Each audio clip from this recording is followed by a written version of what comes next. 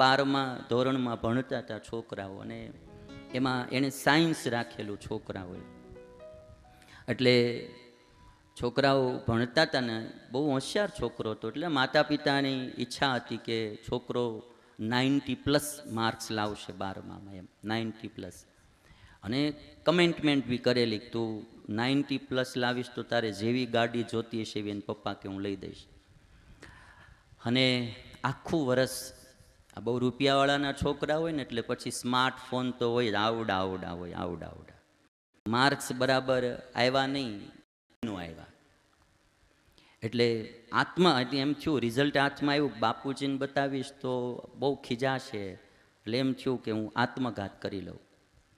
એટલે એના મિત્રને એણે કીધું કે મને આત્મઘાત કરી લેવાના વિચાર આવે છે ને, તું આ રિઝલ્ટ મારા બાપુજીના હાથમાં દઈ દેજે ને હું જાઉં છું.